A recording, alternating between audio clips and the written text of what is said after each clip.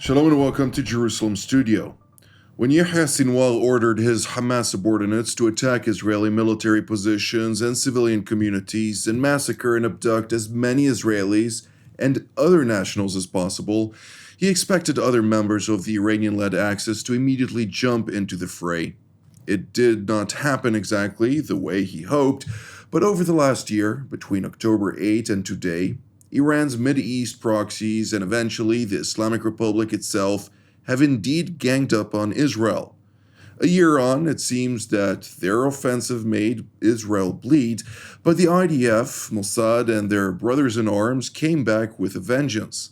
For a brief stock taking, let's turn to our panel. All the way in Central Israel is Major General in Reserve Gershon Ha-Cohen, the former commander of the Israeli Defense Colleges in Israel and IDF Army Corps commander, Northern Corps commander, the commander of the General Staff Corps, and so on and so forth.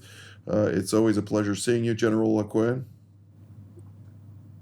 Good to see you, of course. Also joining us is Brigadier General in Reserve Oren, formerly the IDF Chief of Cyber Staff, an Israeli Air Force commander, and fighter pilot. It's always a pleasure to see you as well, Yaron. With me here in the studio, our TV7 editor-at-large, Mr. Amir Oren.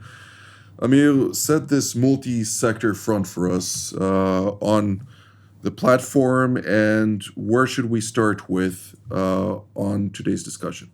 So while there is, of course, continuity throughout the war, nevertheless, the first 11 months and the last month seem like two different periods in the war.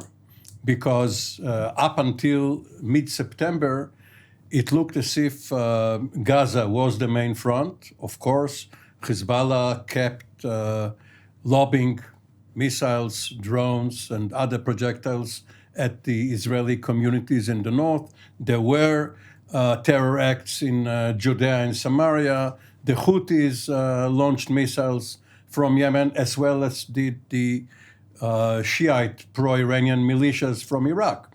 But Gaza was considered the main front. And all of a sudden, as of mid-September, Lebanon became the main arena of action, first with the pagers and walkie-talkie explosions, then with the decapitation of Hezbollah, killing the entire chain of command up to and including Hassan Nasrallah, and then most probably, as the Israeli Defense Minister Gallant said, his successor too, in short order.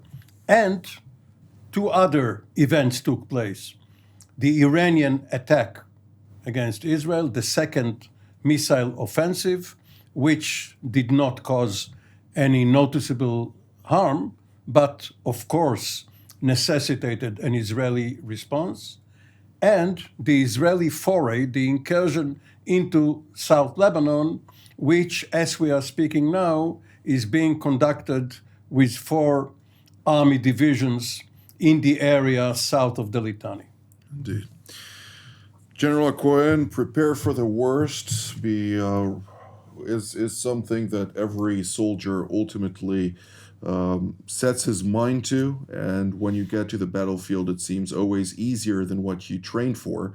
Nonetheless, what we're seeing right now in southern Lebanon is heavily battered Hezbollah, which was a menace for years now, able to act in belligerence towards the state of Israel time and again, with Israel tiptoeing around this terror group.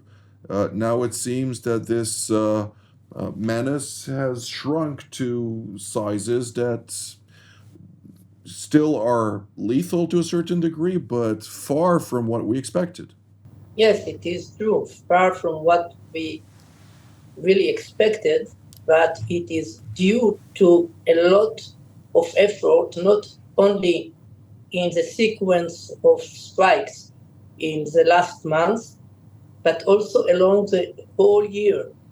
The Northern Command, really by a very dedicated professional attitude succeeded to study how we can take a layer after layer from Hezbollah preparation, including assets that are very necessary, among them rockets, missiles, and preparation in the underground near the border. So everyone, if he's looking upon what's going on in Lebanon now, he must realize that the whole basic attitude and the planning is uniquely different from 2006. If someone trying to understand what's going on according to the framework of 2006, the Second Lebanese War, is really not understanding what's going on. And actually, not only the soldiers came well prepared, the whole conceptual scheme about what Israel trying to achieve is very moderate and clear.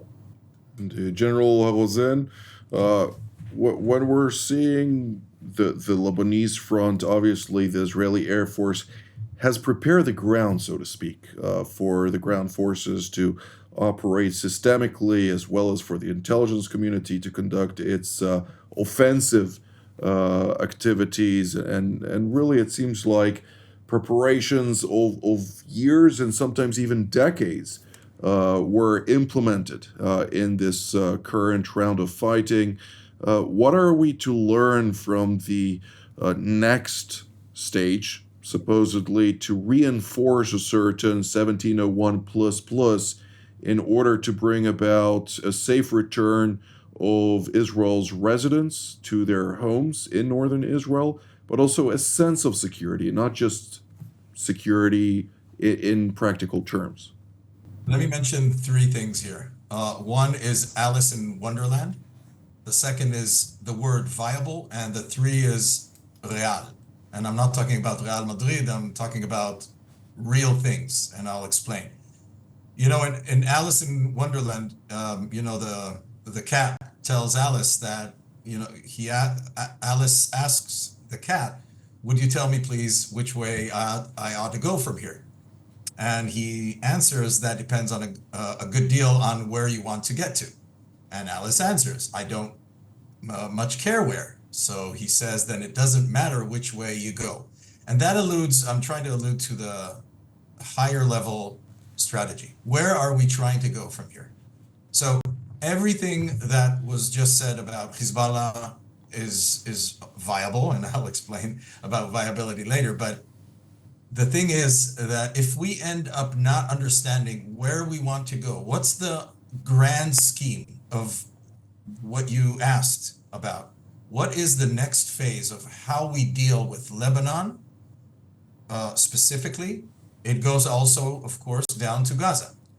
That is the big question. And that is where our minds and our efforts and our intellect need to be, because military strategy and military operations will get us so far, but it will end up with diplomacy, and it needs to be, and now I'm going to the two other words, viable solutions, Middle Eastern viable solutions.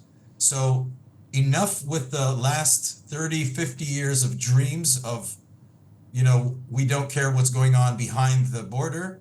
No, we do care.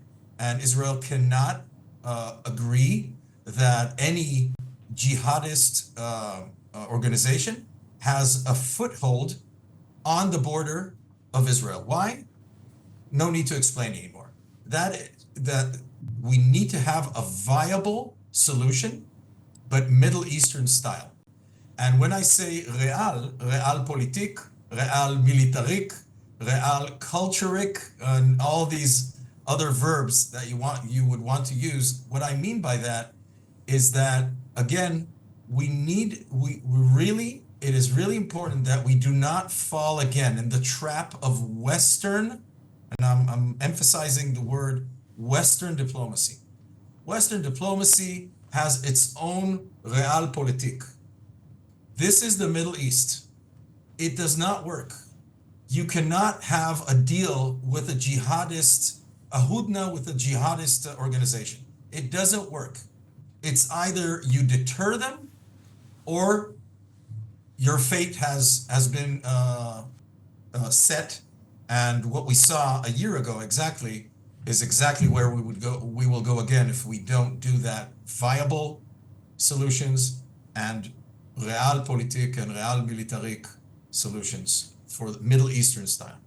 Mr. Oren, General Rosen just coined two phrases, namely real militarik and real kulturik. I don't think they exist yet, so chapeau to the General. Televisionique, too. Indeed.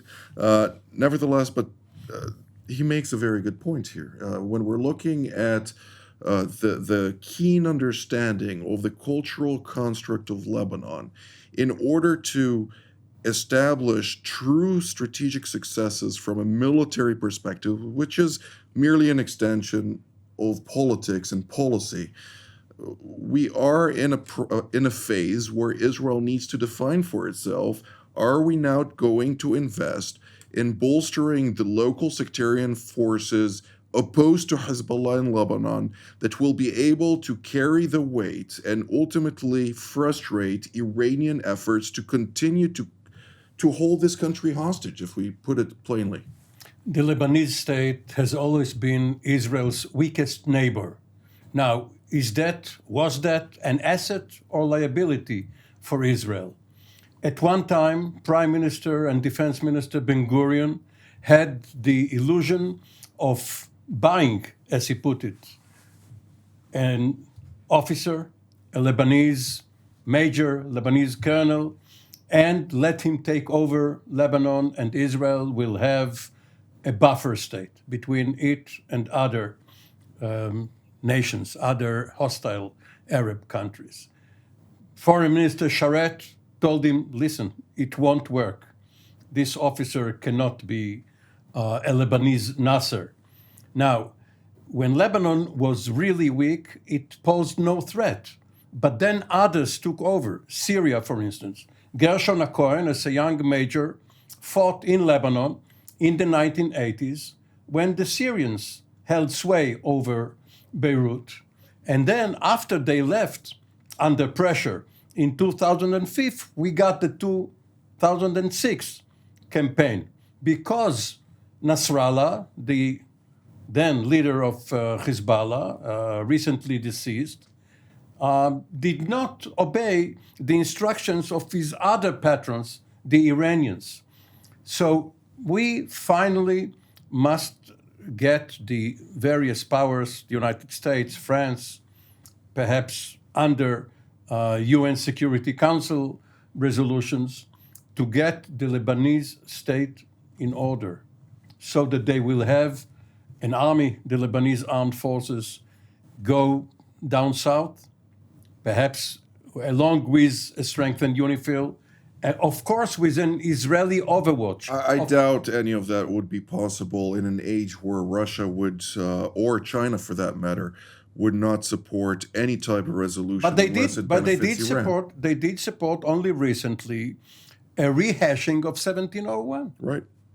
And we see where that got us. Only recently. Only in recent. Again, I agree that they recently supported the extension of the mandate of UN Security Council Resolution 1701. Nevertheless, this council resolution was enforced for how long? 18 not years. 1 day. 18 years. Well, it wasn't enforced 1 day since the mandate granted to the UNIFIL interim force was not really capable of confronting That's Hezbollah. 46 years, yeah. Indeed. Well, General Ha-Cohen, just a couple of days ago, we heard Abbas Araghchi, the foreign minister of Iran, traveled to Beirut, traveled to Damascus, highlighting time and again the support of the Ayatollah regime for the axis of resistance, claiming that both Hezbollah and Hamas remain somehow to be potent forces to be capable of confronting the state of Israel. Of course, we are still in war and we still have a long way to go. Nevertheless, the Iranians have made that stop in Damascus, understanding full well that Syria is a key player, not for the regime, but rather for the territory, in order to confront Israel from the north. How does Israel take that within its calculus?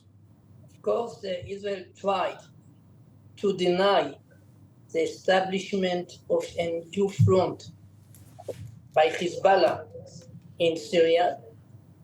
In the last decade, it is really was a main effort by the general staff in Israel, what was called Mabam, the campaign between campaigns, or how to call Campaign that. between the war. But actually, we didn't succeed to prevent the location of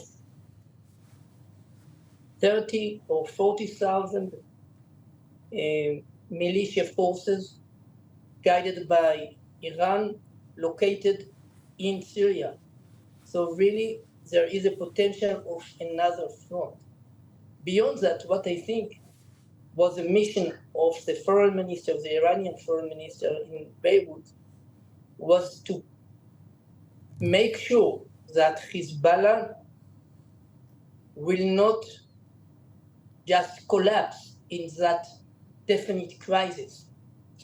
And if we are speaking about Israeli expectations, the first expectation is that due to the Israeli achievement in the battlefield, Hezbollah will accept a new order or a new agreement.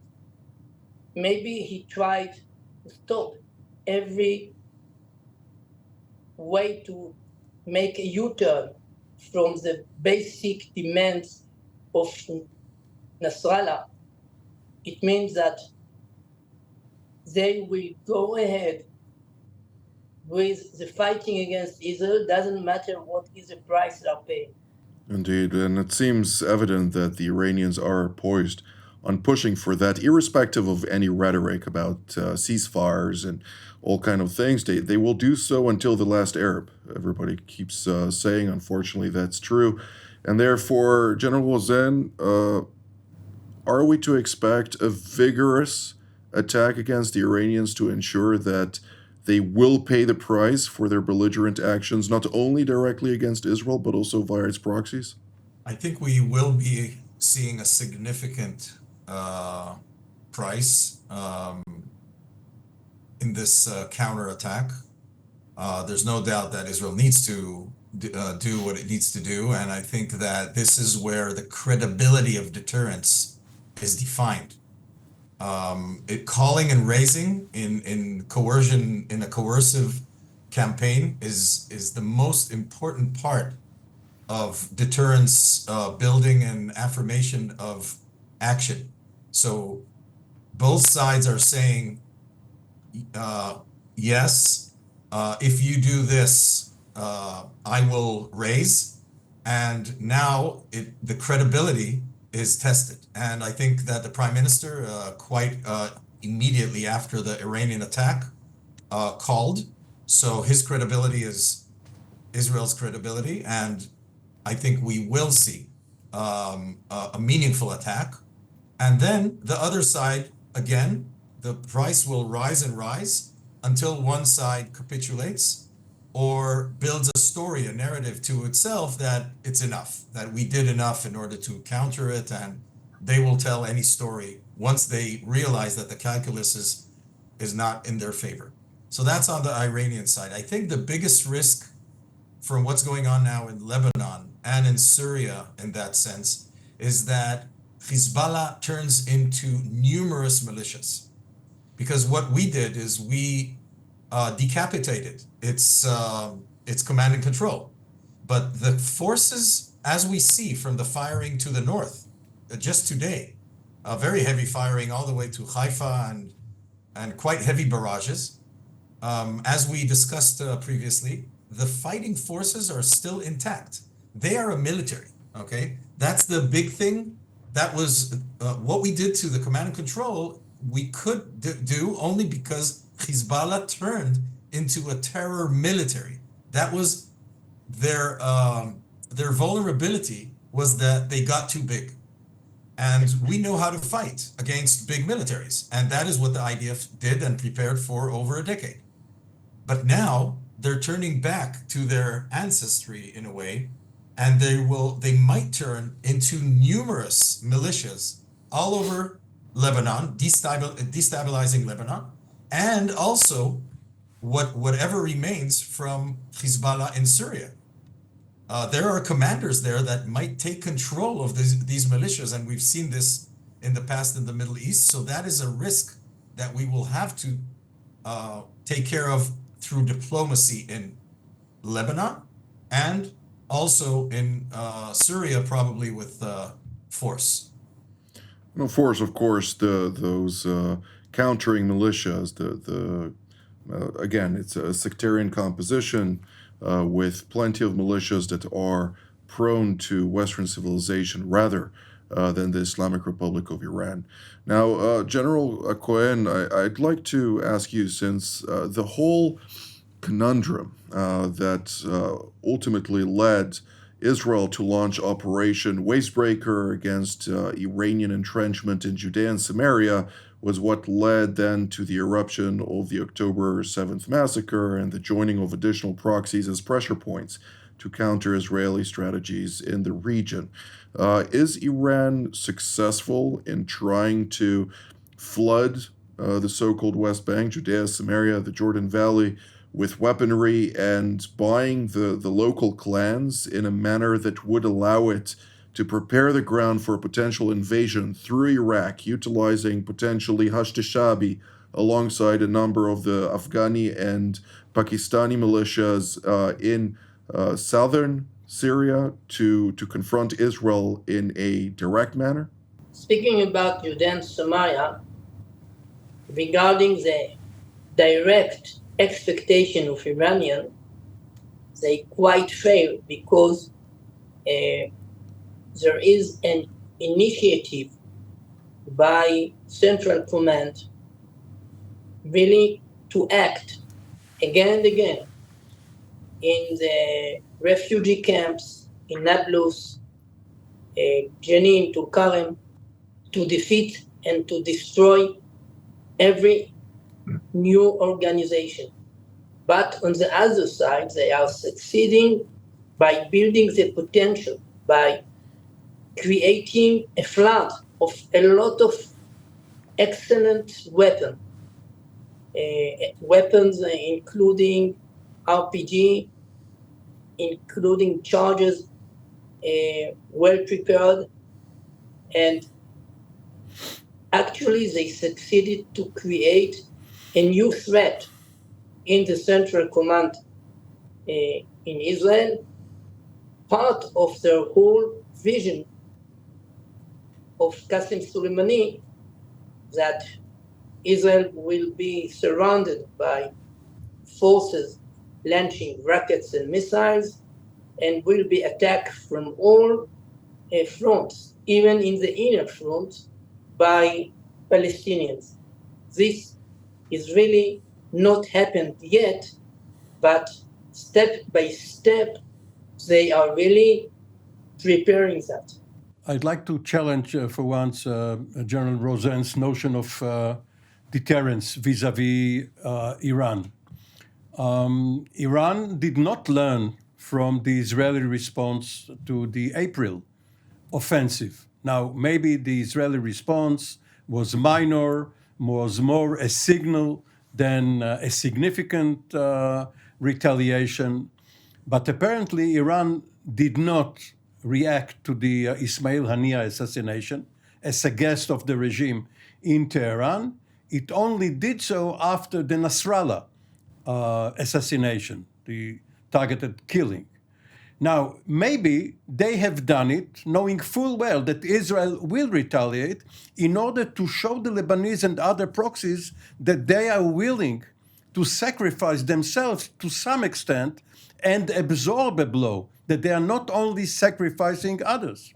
I think you're right. I think that the Iranians are called into action by their proxies that are saying, you know, We've done our side. What about you? And I think that's what we're seeing in the sort of the way the Iranians are acting right now. I think this is the main reason that it will be very hard to say right now what will happen after the Israeli retaliation. So days will say. And that calls for a high raise by Israel. The only thing that is limiting that is the United States. We've spoken about this numerous times. And oil considerations, regional oil considerations, and the Abrahamic Accord countries that might get a blow from Israel blowing up things in Iran. That is part of the leverage that Iran has because it's closer to the UAE and Aramco, the Saudi Aramco, and we know what happened to the Saudi Aramco last time the Iranians decided to do something about that. So that is, yes, there is a limit to military power, but still Israel needs to raise and raise high. Indeed. Well, with that, I hope that wasn't acceptable. Well, when General Rosen agrees with me, I accept it. Indeed. Well, this is all the time that we have for today. Maybe one remark about Iranian. Very, very short, General Ha-Cohen.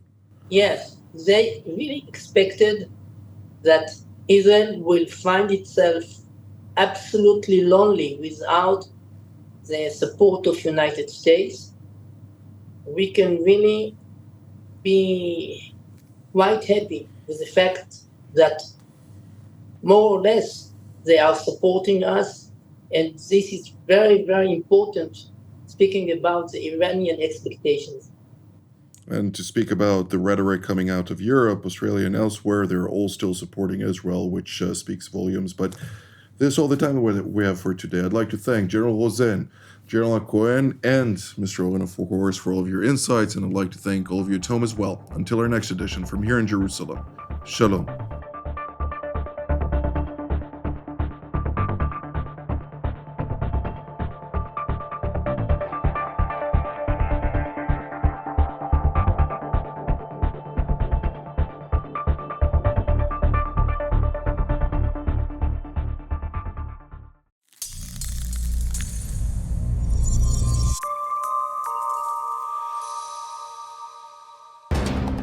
For more of TV7's productions and editorials, we invite you to visit our website at tv7israelnews.com.